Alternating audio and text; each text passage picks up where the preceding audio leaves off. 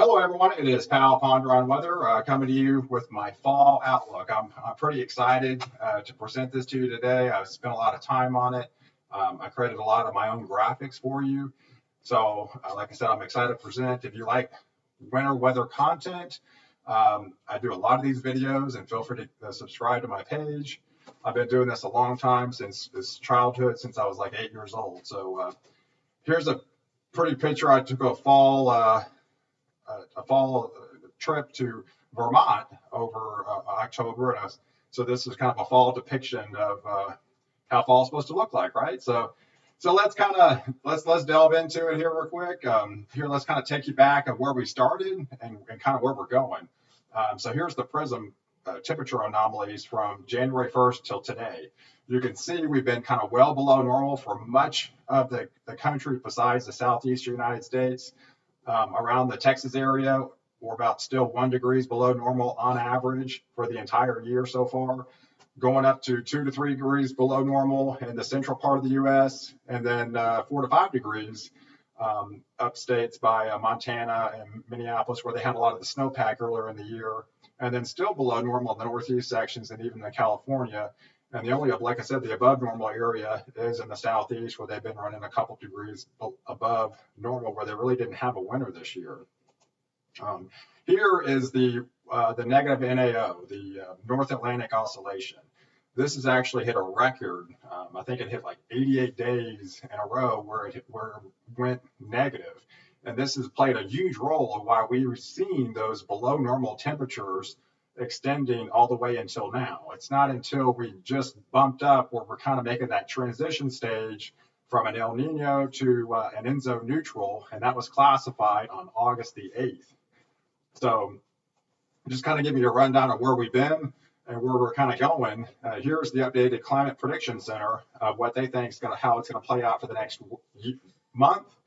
They have a well below period up in the north central states, again, like Montana and North Dakota, South Dakota, going into the somewhat normal state, and then slightly above normal in Texas, well above normal in the southeast region, and then well above normal in the far corners of Florida, and then again, well above normal in Alaska. So when you have a negative NAO, you have that, and another feature we're playing a huge part in this is the solar minimum. We're in a deep solar minimum of an 11-year cycle, which has created that high latitude blocking and has allowed that jet stream to dip further south than it normally does, which brought the well above normal temperatures, almost pretty much record temperatures in Alaska. And I expect that to continue as we go into fall into the winter months. Here's your latest precipitation outlook from the Climate Precipitation Center. As you can see, where we had the above normal temperatures, you have the above normal rainfall. And again, where you have, here's a little clipper system that's going to come in, they think, is well below normal period, again, in the Dakotas, and just about normal. This is the Climate Prediction Center outlook. This is not my outlook, and we're kind of going to delve into that shortly. Here is the current sea surface anomaly temperatures. This has a major player of how the fall is going to play out and how the winter is going to play out. And this region right here is what affects our area. We're making that transition into the El Nino. Was a weak El Nino, and now it's essentially just an Enso neutral phase that started on August the 8th. And I expect this phase to continue. The Climate Prediction Center has a 55% chance this is going to continue all the way through fall into the winter months, okay? And these warmer waters around Alaska here are going to make, again, a major player in how this winter is going to play out. And the Greenland block is also these warmer temperatures, water temperatures up in Greenland. So when you have these elevated temperatures in Alaska area, you tend to have the jet stream dip, okay, much further south than it normally does, allowing for that cold air to pull down further south. And when you have this Greenland block, this more or less clips it to the northeast. But If this breaks down in Greenland, then the jet stream will allow it to dip further even south, closer into Texas, where it brings that further colder area into Texas. If these waters cool, I'm also watching these waters around the South Pole, which have made a substantial lowering as of late. So that's going to be a huge player as we get into later on down the line. Here is some of the anomaly outputs. If you took a lot of the end zone neutral phases all the way dating back to the 1960s of the end zone neutral years, some of the analogs I'm looking at, how I think it's going to play out is the 2014, 2015, 2013, 2012. You can see a lot of these analog years of where it's been end zone neutral. And this is a November map. So this is also depicting November, December, and January. So I'll be making my winter outlook forecast too in another video tomorrow that you got to tune back in on. But right now, this is showing kind of the temperatures lowering. I think we're going to have a little bit of above normal temperatures in September and October, but we're going to make that transition into below normal temperatures for much of the south and central U.S. As depicted in these analogs, where it was 1 to 2 degrees below normal in Texas, as well as the southeast, and even colder as you get into the central states, and even colder as you got into further north around, again, the Dakotas and Wisconsin and Minnesota areas. So now let's delve into my forecast. This is what I really spent a lot of time on and kind of made it my own. This is my fall 2019 outlook. Fall is essentially 90 days. Meteorological fall starts September 1 and it goes all the way through November 30th. So this is kind of like an overall outlook of what I think is going to play out as we go into those months. All right. So let's kind of delve right into it and let's kind of zoom into the areas that we'll focus on. Right now, we're going to focusing on the Northwest, where I think it's going to be a little bit drier than normal conditions. This is the precipitation outlook for the fall months, where it's going to be drier than normal in Washington, Oregon, Montana, Wyoming, all the way into some parts of California, Nevada, and then the driest area of the United States is going to be in that southwest region of the desert states and Arizona, New Mexico, parts of Colorado, Utah, parts of West Texas around El Paso, Lubbock, those areas of Amarillo. It's not to say that you're not going to get rain. It's just going to be the driest area and the most well below normal area of fall. All right.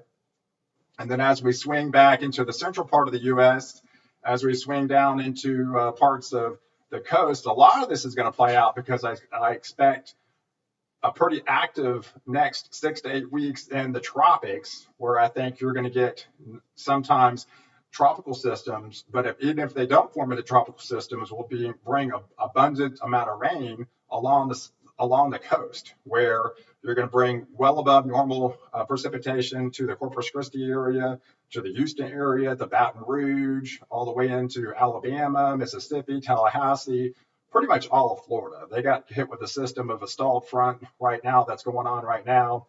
They bring in well above normal precipitation to Georgia, the South Carolina region, all the way into Atlanta. And so these areas around the Dallas area, you're going to be in that transition zone where I'm thinking, yes, again, we're going to be a little bit above normal in September and October. But when November plays out, we're going to be well below normal. So if you equal all those together, I'm thinking it's going to be a near normal fall. All right. So like, for example, in the Dallas area, I'm expecting the first freeze around Thanksgiving this year, to kind of give you an idea. All right. So I'm expecting near normal conditions. Well, we were doing near normal conditions in Oklahoma, Dallas, Fort Worth, Arlington, San Antonio, Austin. All these are going to be just about near normal precipitation. The Memphis area, Nashville, all those areas, and Green Bay, Wisconsin, Salem, Greensboro, all the way into the St. Louis area. So as we swing back up in the northeast, this is where I think we're going to have just a small area where it's going to be well above normal. Again, these are going to be tropical features that's going to swing up the East Coast and bring more abundant moisture for those areas. And these clipper systems is going to swing around. So I'm thinking it's going to be above normal in the New England states in the fall months, where deep into Maine and Connecticut and Vermont and Boston and Connecticut and New Hampshire, all those areas. And then a part of it was going to be near normal in New York, Pennsylvania, Washington, D.C., West Virginia, Ohio, all those areas, and Lansing, Washington, Illinois, Indiana, Iowa, all those areas are going to be, I think, pretty much near normal conditions. So now let's transition to the temperature outlook of how I think it's going to play out. These are kind of subtle differences between the precipitation and the temperatures. Again, this is areas from September 1 to November 30th on where I think the above and near normal and well above normal temperatures are going to fall. All right. So again, let's swing up to the northwest, where I think we've had above normal temperatures, where we had just a tad bit of below normal temperatures, is going to normalize to above average for the next 3 months. So parts of Washington, Oregon, Montana, Iowa, Idaho, Wyoming, South Dakota, all those areas in Utah, just on the borderlines of friends of Denver, California, Nevada, upstate, the wine country, and California, all of Oregon. I think you're going to be above normal temperatures for that area of the country. And as we swing down to the southwest, there's a small area of well above normal average temperatures in the desert southwest, where it's fairly common for, say, we're out in West Texas, because I think this jet stream is going to swing around. But again, it's not going to be able to get down as far. You're going to be below normal up in the northeast. So areas, like I said, in the southwest, you're going to be well above average temperatures, hotter than usual in Vegas, Phoenix, Scottsdale, Tucson, all the way into Lubbock and West Texas into El Paso and the big country. All those areas in Santa Fe area and Albuquerque, all years going to be well above average. And so we're going to have that near normal area of that transition zone into Des Moines, Iowa, Nebraska, Kansas, Missouri, Oklahoma, Arkansas, Mississippi, all the way into the Dallas-Fort Worth area. It might touch a piece of Austin, but again, that's where that transition zone, as that jet stream lifts off and swings up to the northeast. The only area that I think is going to be well below average, where we're going to have these Arctic outbreaks. We're already getting stratospheric warming events and the troposphere that has allowed the negative NAO to go negative for 88 days. And you saw the well below normal temperatures in parts of the Dakotas, and I expect that to continue, okay, as we go deeper in the fall. And that is the area that I think is going to be well below average for the next 3 months in the fall months. All right. So as we extend down to the south, again, where that jet stream is just not going to be able to go down as far all the way to the coast, we're still going to get that southwest ridge. Those are the areas with these well above normal temperatures in the Gulf of Mexico. It's going to create that water vapor, where you're going to have well above average temperatures, especially at night, for areas like Galveston. That's seen. The other day, they had their heat index didn't drop below 100 degrees for 30 straight hours, which is incredible. So you got all these well above normal temperatures along the coast because of elevated water vapor. All right. So areas like in Houston, Laredo, Corpus Christi, parts of Austin, you're going to be on that borderline. Okay.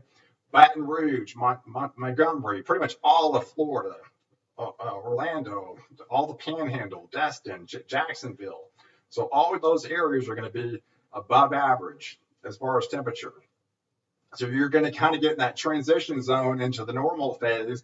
Like I said, so a lot of these areas are going to be a little bit slightly above average in September and October, but I expect well below average in November, which would, if you all 3 months, that's where I kind of get that near normal conditions. All right. So these normal conditions in Mississippi and Georgia, South Carolina, North Carolina, Virginia, West Virginia. If you want a forecast for your area, be sure to like this page and comment on the page, and I will give you a forecast. Just name your city, name your state. I will type up a forecast just for you. Okay. So here, let's delve into the Northeast.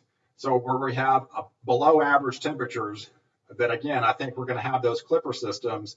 They're going to come through these Arctic intrusions. We already had those stratospheric warming events, and I expect that to continue. So we'll have multiple pulses of Arctic intrusions coming down from Canada into the U.S., especially later as we get into fall, and we'll have those clipper systems. So that's why I think we're going to be well below average in areas, extreme north areas of the Dakotas and the Minnesota, Wisconsin, but also an area into Maine, and all the Vermont states and New Hampshire.